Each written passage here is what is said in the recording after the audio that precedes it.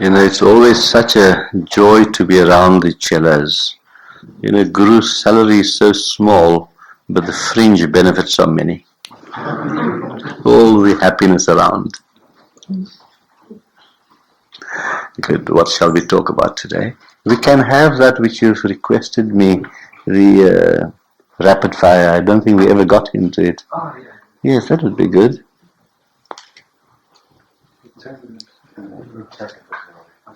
Because sometimes a question comes up, it's so interesting that you just go on.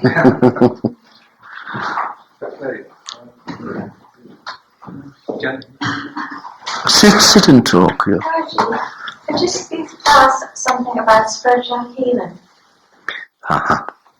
Now, there are two kinds of healings, magnetic healing and spiritual healing.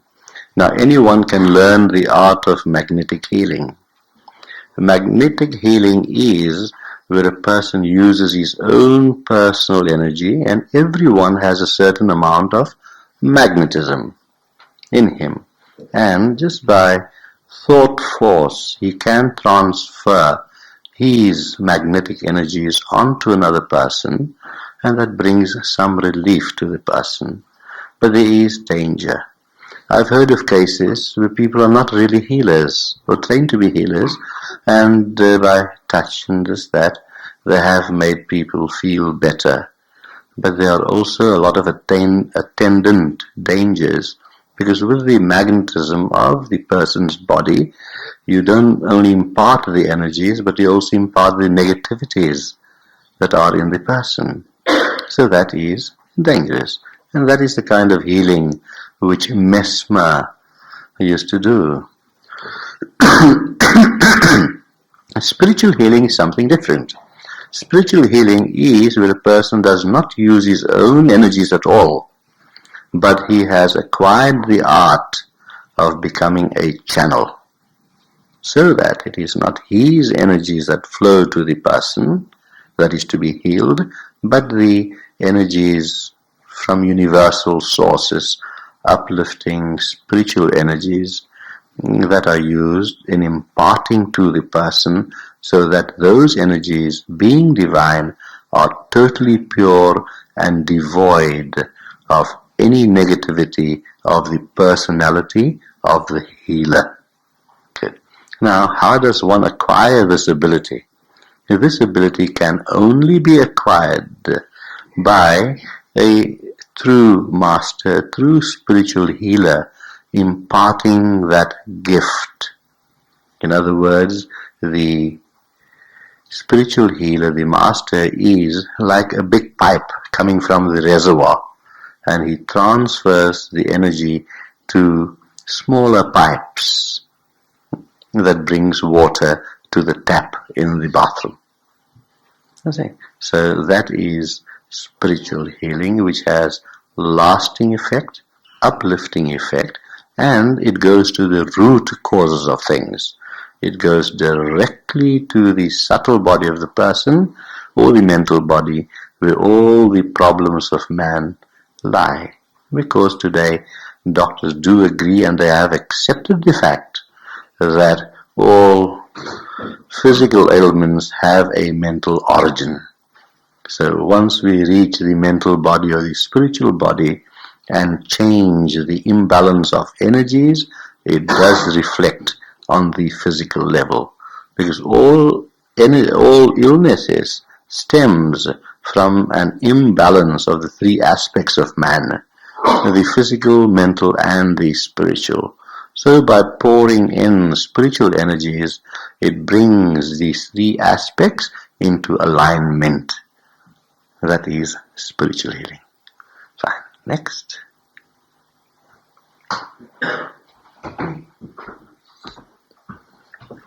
Gururaj, I want to ask you about the relationship between animals and people. Good. Animals and people are definitely related.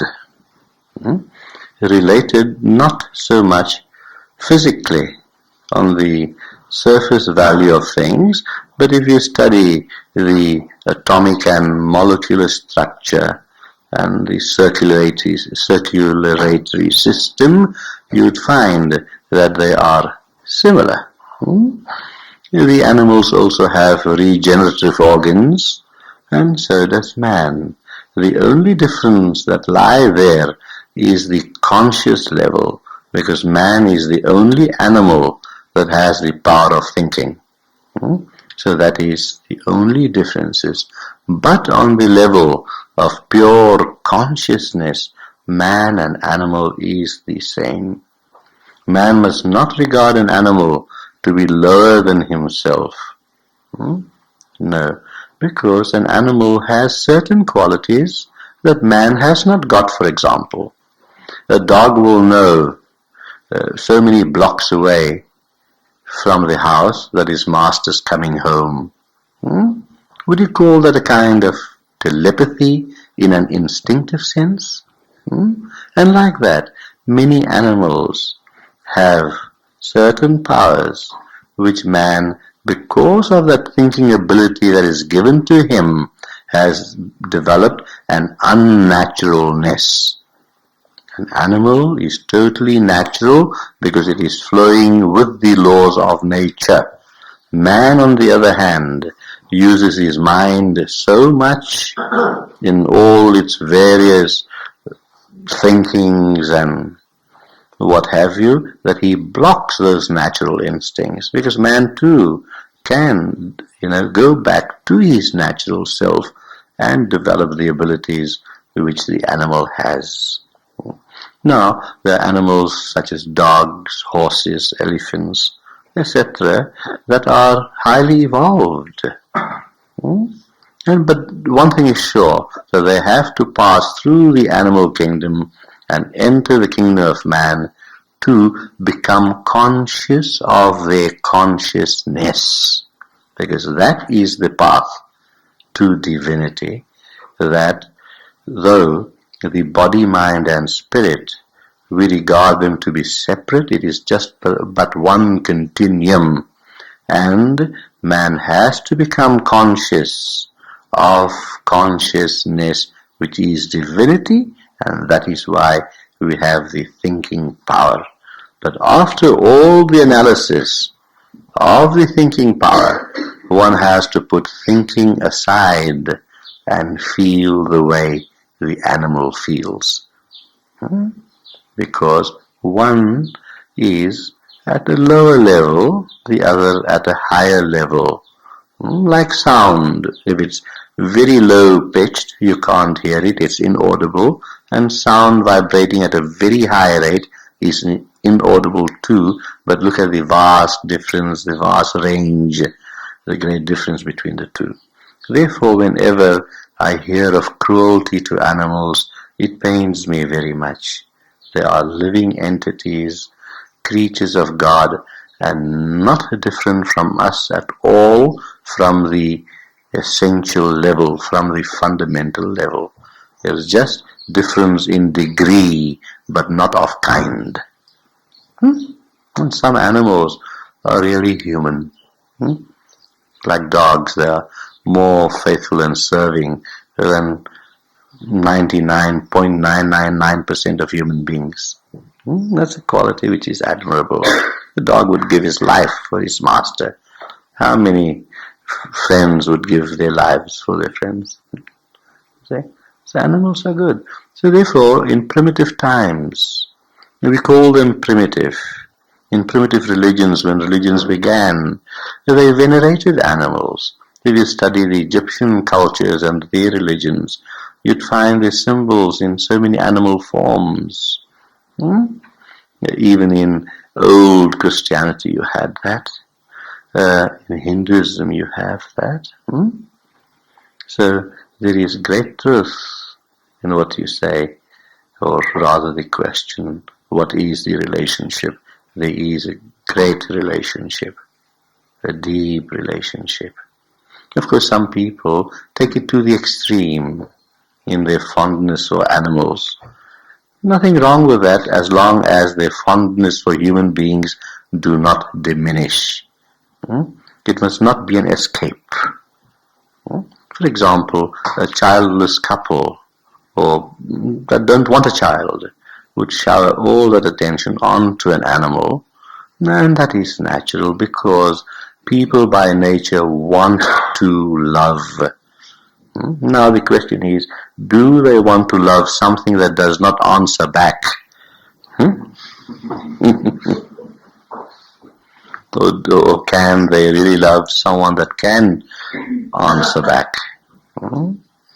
The one love for the animal could be an escape, or it could be a beautiful spiritual communion with the animal. You love the animal not because it's an animal, but because it is an entity, alive, vibrant, with divine power. Good, nice. Nice to have pets and to care for them. I don't know if I should say this. Yeah. But the place where I come from, where you have this color bar and racial tension and people look down upon by one race to the other, they would go to bed with their little dog. But a human being, they would not even allow to come near their home. Now that is wrong, you see. That is wrong. That is wrong. So the love for man or beast must be totally equal. Both to be appreciated in their own particular values. I have a little dog at home. He was not trained to do anything, but I remember when Charles Shaw and his wife Linda came to visit, the dog would get up, he would tell you about it, the dog would get up on his hind legs and do this. Namaste. Right, Charles? Yes, you saw it. Anyone walks in, the dog gets up on his hind legs. Beautiful, beautiful. Good, lovely question. Next. Eugene, I know it is possible from personal experience to contact you very vividly during the meditation. Yes. Now, if anybody else came through in that meditation, is there any safeguard that it wouldn't be someone inferior? Yeah, there is, but depends the depth of your meditation. If you meditate at a deep level to the source of the spirit, then you would get through to the spiritual being. But if you meditate, and it's a limited meditation, where you dwell within the realms of the subtle bodies existing beyond this plane, then you get in touch with them. And what you actually do, it is not them getting through to you, it is you getting through to them. That is what happens. And this can be avoided by stopping the meditation. Because those entities on the subtle planes, remember they're still, they're none better than us, they're still evolving. They've just left their bodies and they're waiting to formulate themselves, evaluate themselves to take another birth. They are not pure beings. They're also striving to reach somewhere. So the subtle body is nothing but a composition of thought and experiences, and you pick up their thoughts and experiences, and not being realized beings, they could not be at a very high level. Okay. Next. Guruji, we've been discussing the last few days about the rights and wrongs of making a message of a master worldwide known. Could you comment on this as to whether it should just take its own natural course, or whether we should make a great effort to make this known throughout the world? Yes. The effort should be yours and not of the master. Effort should be yours. I tell you why. The great teacher can speak to only 5 people. And he speaks to those 5 people only because of that love and that uncontrollable urge to give off of himself, of his experience. Now, when those 5 people feel that here is a true message that could be very helpful to the world, then it would be their dharma to propagate it and make it known to as many others as possible. I had the illusions once. Thank God I found it out soon enough, being misled by people. And with all the other movements throughout the world, that I thought, oh, if the message we give off could be heard all over the world, it might help so many, many people. But then I thought, is it all necessary? Because if your message is strong enough, remember those 5 will bring it to 25, and the 25 will bring it to 250, the 250, 2050, and millions of people like that. It lies in the strength of the message. It lies in the truth and how truth is portrayed. Now, a true teacher will always teach. There's nothing new. There's nothing new under the sun. Whatever is heard being said here has been said so many times over and over again. The only difference is to say it according to the times where people could comprehend it, understand it, and conceive of its deeper values. So, the true teacher winds the clock, and the machinery in the clock goes ticking on, giving the right time. But we have another problem here, that we are facing a great catastrophe. I was surprised now, for example, to hear of this great recession you have in England.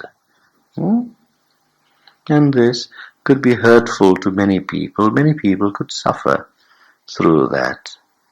And like that is going on all over the world, and everything is mounting up to lead to this great explosion at the turn of the century. Now, this can be avoided if people themselves that find some truth in their teacher, it is their duty. It would be a sin if they don't perform their duty. It would be not progression but retrogression. It is their duty to carry the teacher's words to others. For by that, you would accrue great merit unto yourself. The teacher teaches, and no thought is ever destroyed. It goes on and on and on. Perhaps in another time, another clime, in another century, those same thoughts will be picked up by someone else, and it will never end. It will be given out and out and out. So, even a realized person reaches that stage that I will do what I can do to many or to the few. No difference. Let's take the example of Ramakrishna, one of the greatest saints that lived in our modern era at the turn of the century. He only had 40, 50 people, that is, to come round to him every day. You must read the Gospel of Ramakrishna. It's a thick volume, worth reading. So simple, an uneducated man, but very deep wisdom. Try and borrow it from the library or buy it and read it. Such a book you can't read from cover to cover. Just open at any page and read a passage. Now he gave these teachings in his temple at which he was a priest in Dakshineshwar near Calcutta, and he had these 40, 50 people around him.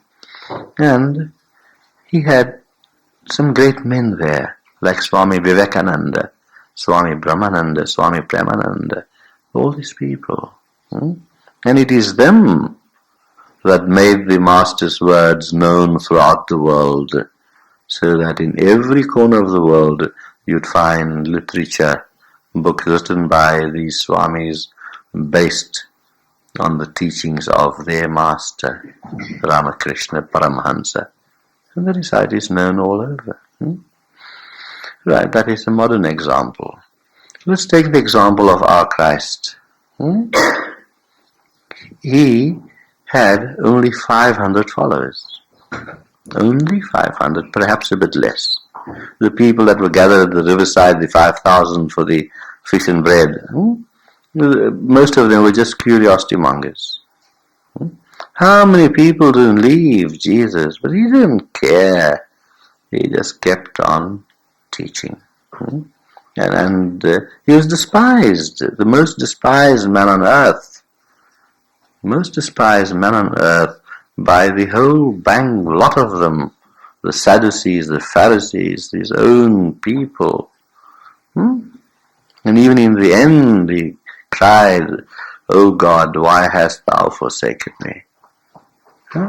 But he was not discouraged, but he was pained by the reaction of the people he taught.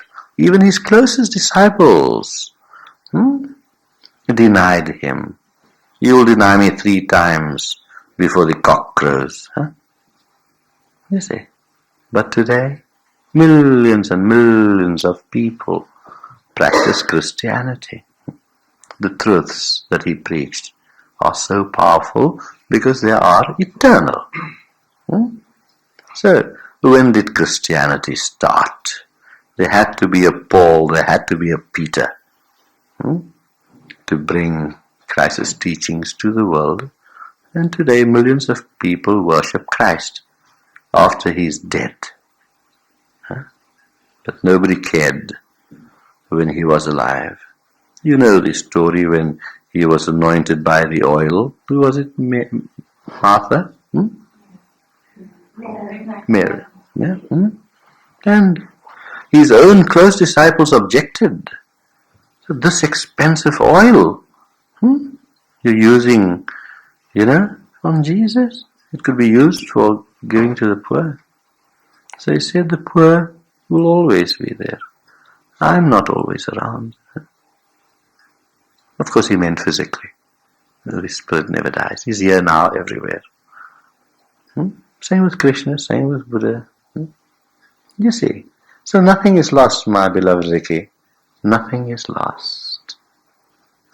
But yet, because of the modern times, the more the word gets around, the greater the understanding produced in people, the better would it be for this world. For we, in reality, teach of nothing else but of oneness and love. That's the basis of our teachings. And all these talks are based to give you some understanding how to love. What is love? How to integrate oneself so that the inner self can be expressed outwardly, so that the force of that light, that divinity, can shine forth through each and every one onto others. And that is the blessing. If you're a charitable person, if you give someone a plate of food, he will eat that in a few hours. He'll be hungry again. If you give him 50 pounds, it'll last him for a week or whatever, and he'll be broke again.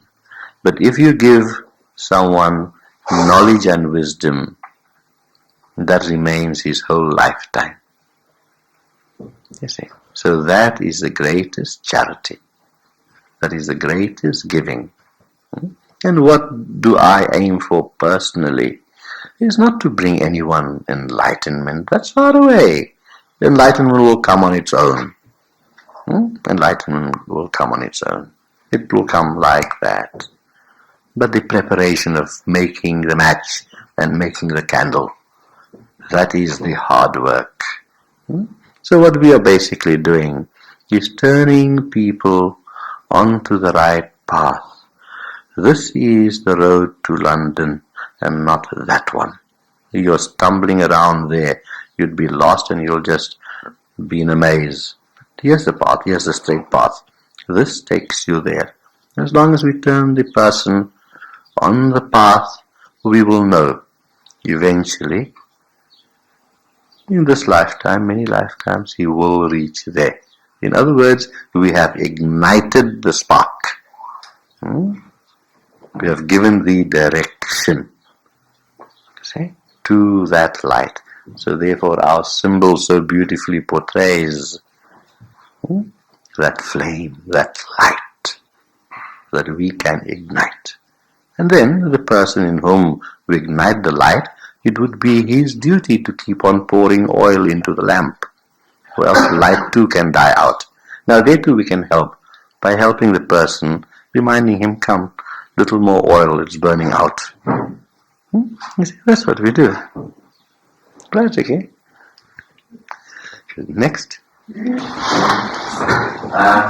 you talk about biorhythms and the relationship between individual biorhythms, individual positivity and negativity, and universal positivity and negativity? Yes, there is quite a bit of thing going about biorhythms.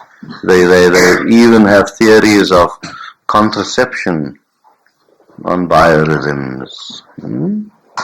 Now, everything existing in this world, of course you are talking from a scientific point of view, I from the mystical.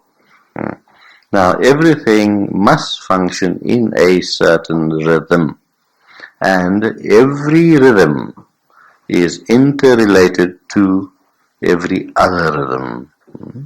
For example, the vibrational rate in a human being is related to the vibrational rate or the rhythm in an animal. Now, when these rhythms are brought to a higher state of vibration, then awareness increases, and therefore we have these chakric practices to increase their rhythms. Now, this affects everything in one's body, including biochemistry, including the entire physiological self of a person, and thereby enhances and gives the chance of the inner self to pour out. Fine. There are today certain machineries being invented, that tells you, it helps you to control biorhythm. With these inventions, it shows you how to control the activities of the mind. But these things don't really have a spiritual value. They just have a certain calmative value. Certain calmness is brought to the mind, but so temporarily.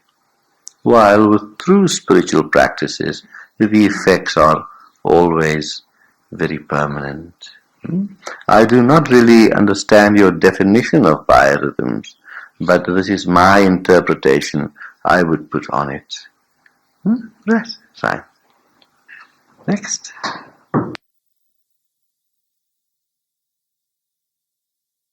Your last question, Gururaj, about Jesus and his disciples, and also something you said in the previous something about wishing to bring people to a point where they'll go back to their faith, renewed in a sense, go back to all the changes.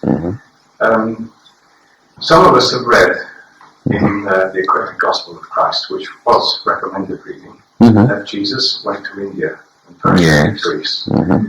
And Egypt. Yes. When I was in India, looking in the bookshop in Delhi, a book literally fell on my feet called Mysteries of Kashmir. Yes. And in which a Muslim scholar had gone into depth about a tradition relating to Jesus, crucifixion, his resurrection, so forth. The fact that he went to Kashmir, as did Moses many centuries before, and was respected as a prophet, and eventually died and was buried there. Now, these ideas seem very reasonable to me. They seem to fill out odd spaces and make Christ's life as a human being and his teaching much more meaningful. Comes to life more within this. But if we then go back to our church with this kind of understanding, Would be thrown out. There's going to be conflict with the rector and the... Yes, that is true. And there are going to be very heavy arguments which are going to make you question whether what you have come to perceive through these stories is real or not. Could you clarify this? Yes. I have one aim, that before I leave this body, I will present to all a book on the true life of Christ. If I talk about these things, I'll have all the churches upon my head. And I'm not there to break churches, I'm there to build them. Because the greatest wrong act any person can perform is break someone's faith. That's the most wrong act. My wife, for example, she was brought up in a certain culture, and she has so much faith in certain kinds of goddesses and things, and she has certain practices, and I encourage her. Good. Well, I myself know that this has great value, but not the essence. She is devotional, and let her practice her bhakti yoga. Why must I confuse her mind with high philosophical ideas and Gnana yoga? Let her have bhakti yoga. Fine. There is some truth in that book that you wrote, that you read, but Christ did not die in Kashmir. That is for sure. He did go to the east. There are 13 years in his life which has not been accounted for. It has been proven also, and there are names under which masters in India he studied. There are names where he studied in Tibet. He was in Tibet too. And in Egypt he went through various forms of initiations also. Yes. So, I can tell you this for sure, that Jesus learned a lot from the East. And then at that time, that was the crossroads of the world, commercial route. And he came across all kinds of people from the East and the West, and he wanted to learn. He had it in him. A master's born with all the knowledge in him. Yet because he's embodied, it still has to be opened up, to be awakened, to be brought to his consciousness. Therefore, all teachers only really start teaching after maturity, after the age of about 30. Then only do they really start teaching, then only do they really start to know who they are. That is why the teachings always begin then. Fine. Now, when I tell this to the Hindu people, they think I'm a blasphemer.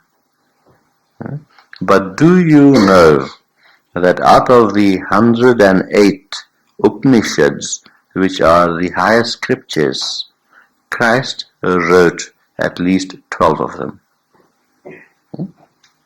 He did. Because the Hindus claim it to be their own literature, but it's not true. He wrote 12 very important. At least he did not write it down himself. He was like me, I talk. And then other people, record it. You see? So, that wisdom, and if you study Christianity deeply, you'd find there's no difference between Hinduism, Buddhism, Christianity, and all these great religions. No difference at all. But the thing is, how are you reading the Bible? How are you interpreting it? And I'm sorry to say that our priests themselves don't know how to interpret the Bible. It is so close and so similar to the Vedanta. The Bible, as the Vedanta, would talk of dualism. It would talk of qualified non-dualism. And it would talk of Advaita, monism. Christ had to teach according to the people he taught to, rather. It's no use giving postgraduate teachings to a child that's in kindergarten. So to those peasants he said, pray to thy Father in heaven.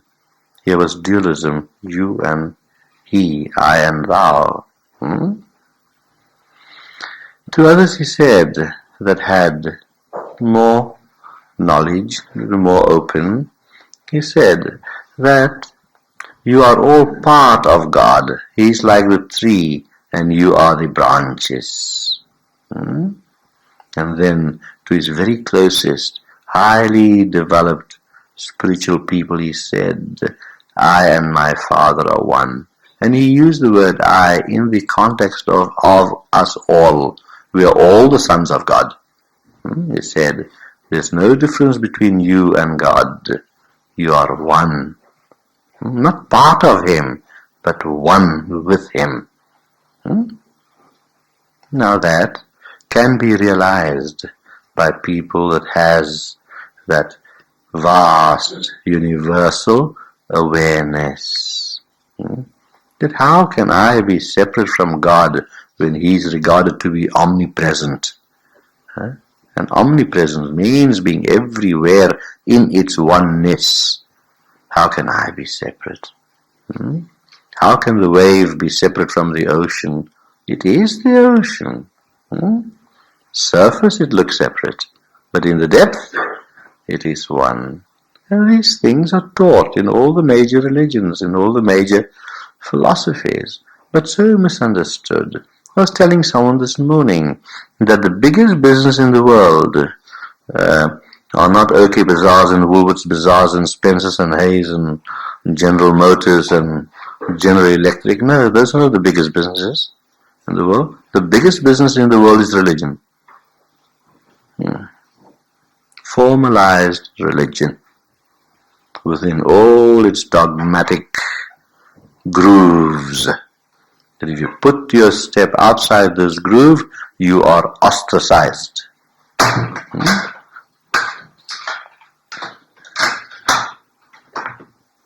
So the purpose of religion is supposed to be to give you freedom, but they bind you more.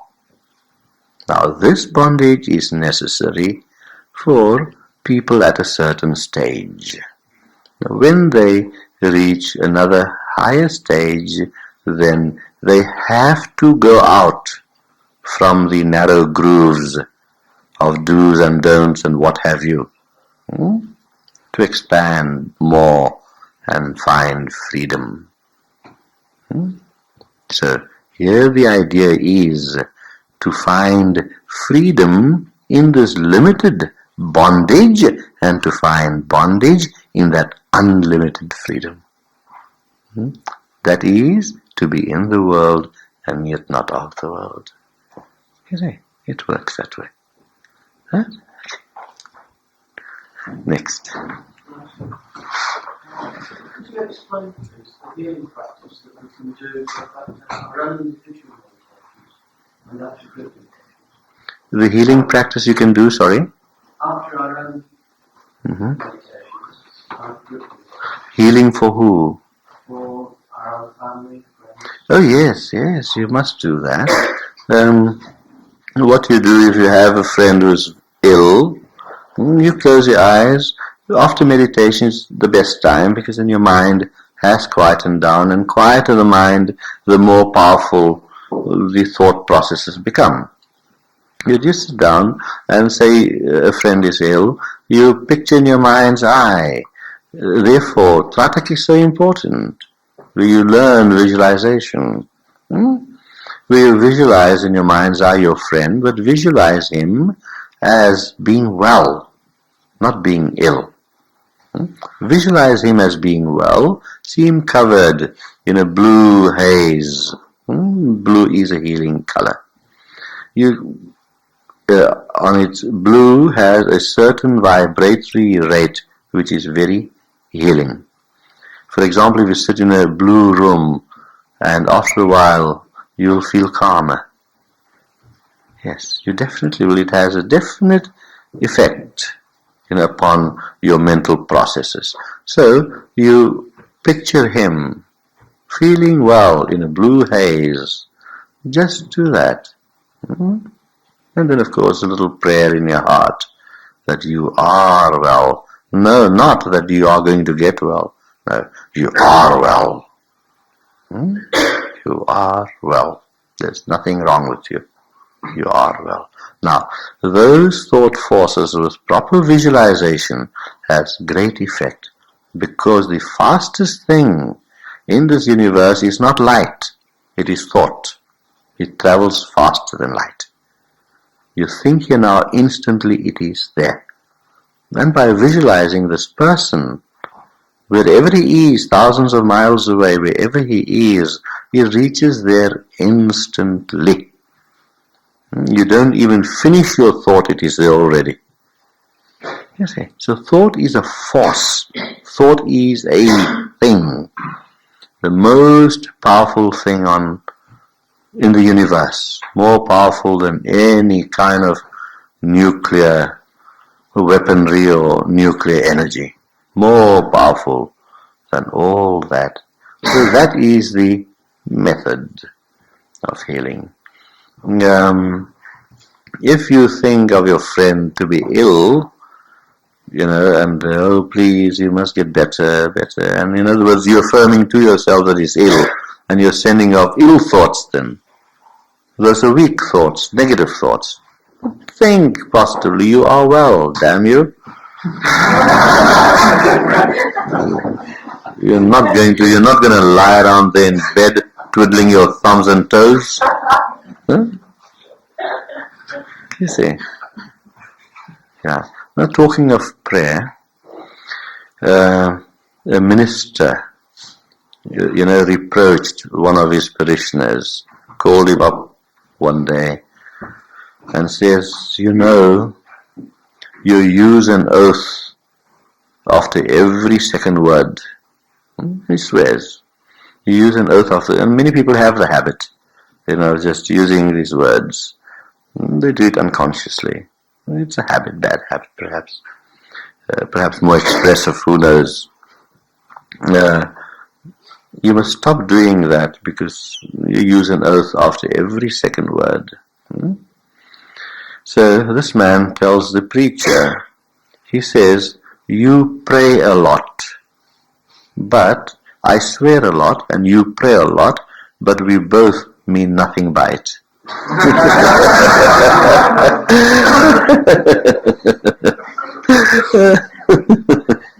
Good, next.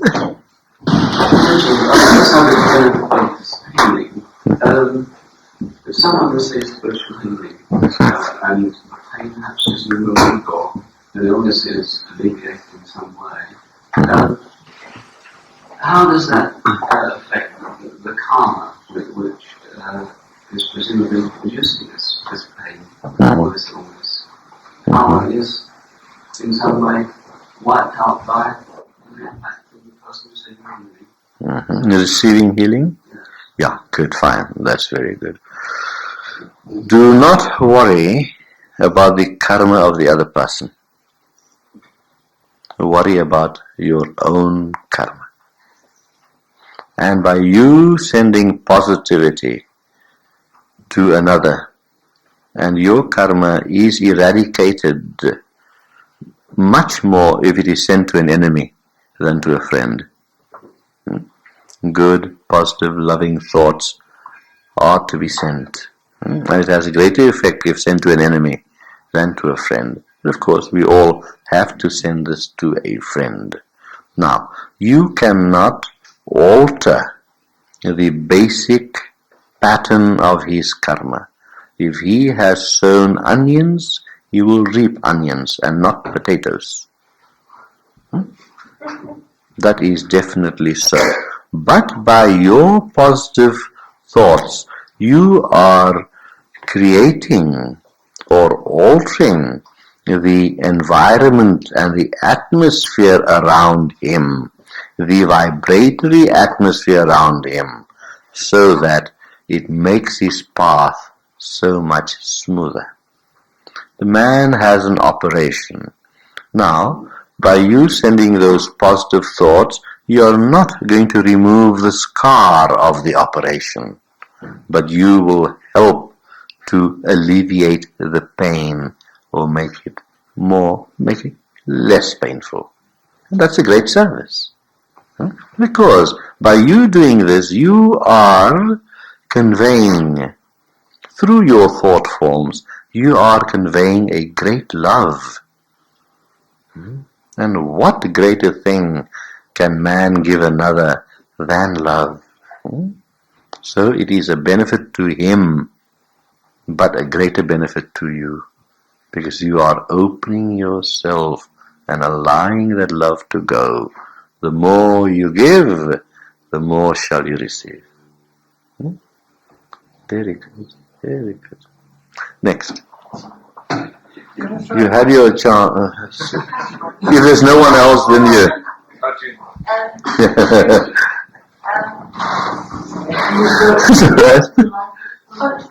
It's all right. We can hear from here. In our town, there are regular healing services held in two different churches by ministers of religion, and I've been to both. Good. I felt that one was a very emotional build-up, and some healing appeared to take place. I felt myself on a psychological level. There was a lot of shouting and so on. The other minister worked in a completely different way, in a very quiet way. I feel he is a spiritual leader. Yes. There's a lot of difference in the two approaches. Yeah. Both heal in the name of Jesus. Right. Now, how can one make an evaluation of the two approaches, whether they are both genuine or not? There, a lot depends upon intention. Many people like to become healers to bolster their own egos. Now that, of course, is not right. Then you have many people that are really sincere, that would like to help in whatever way they can. Now those work very well.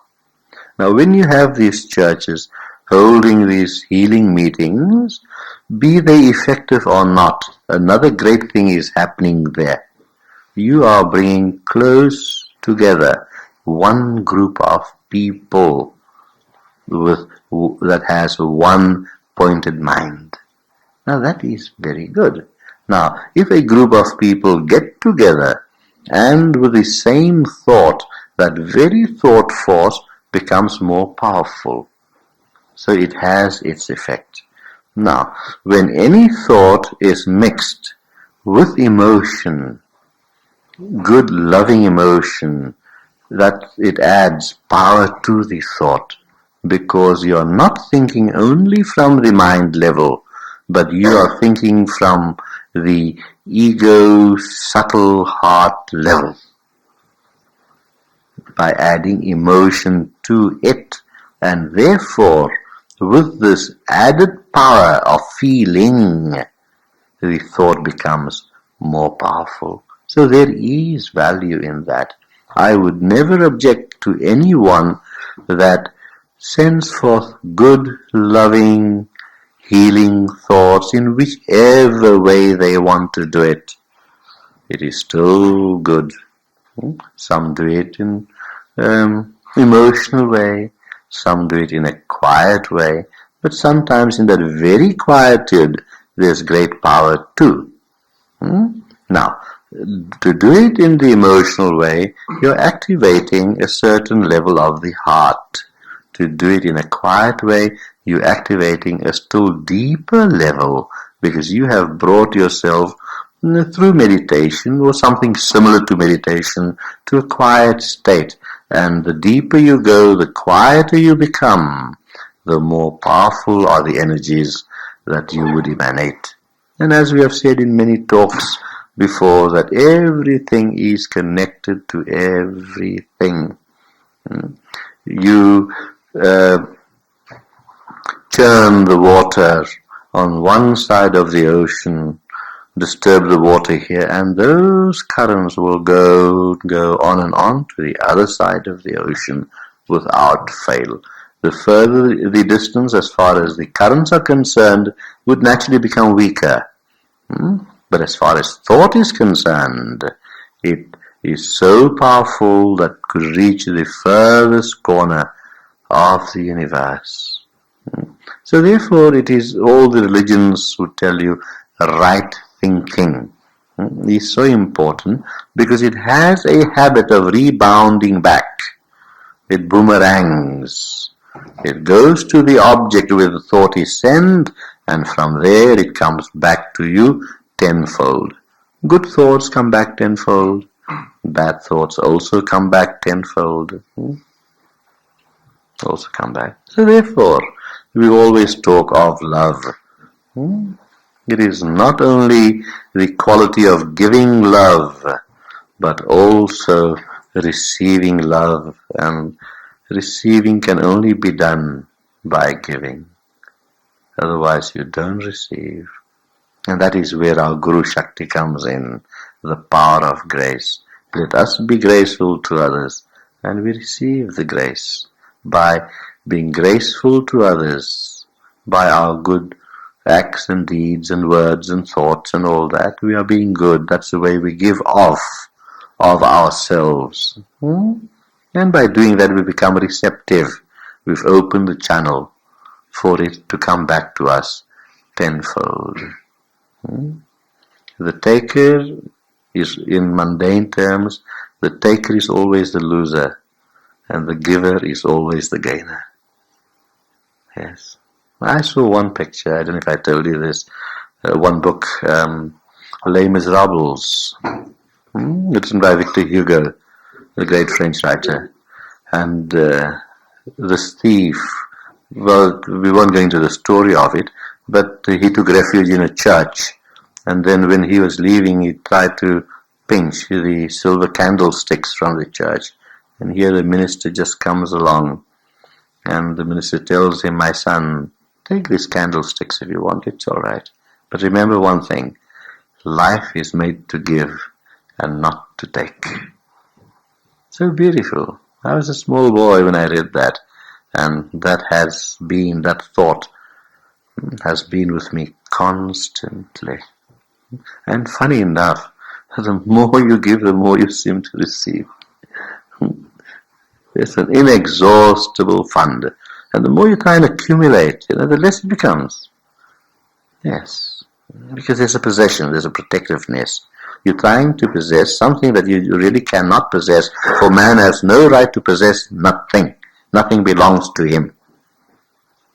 What belongs to us? Tell me. Does your home belong to you? Does your children belong to you? Does your mother, father, wife, they belong to you? They don't belong to you. Does fat bank balances belong to you? They don't.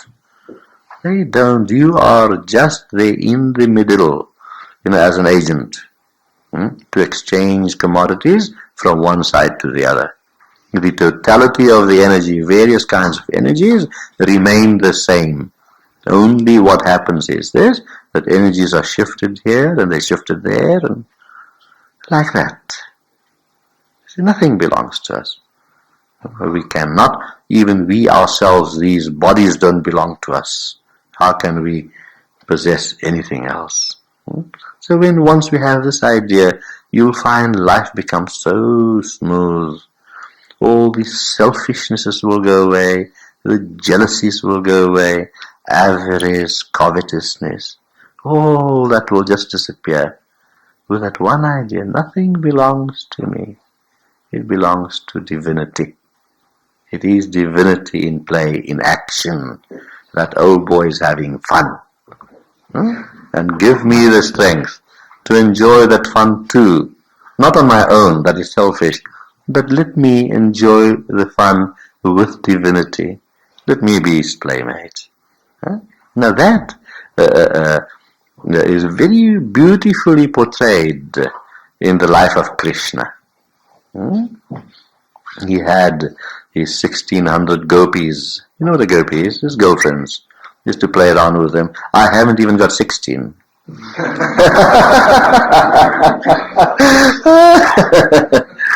Yes, that is the play, the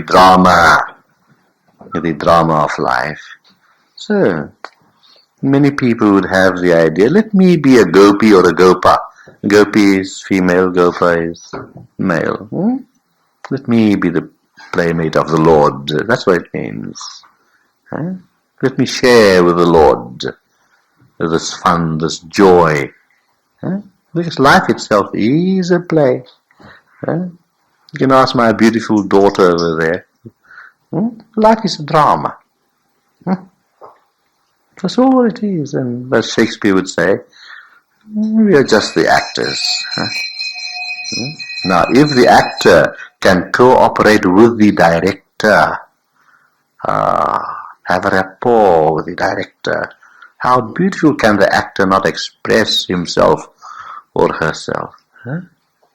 He is the director, I am the actor. But that connection must be there, whereby I can fully portray, through my acting, the directions of the director, because he knows the entire construction of the play. As he has visualized it, he knows what the play should produce, what emotion, what effect upon the audience, which is this world around us. Tell your director that. Good. Was that the milkman ringing the bell or what? We have that in my country. The milkman comes on with the cart, or the ice cream boy rather, and it rings a bell. You have it here? I think that was a lunch bell, wasn't it?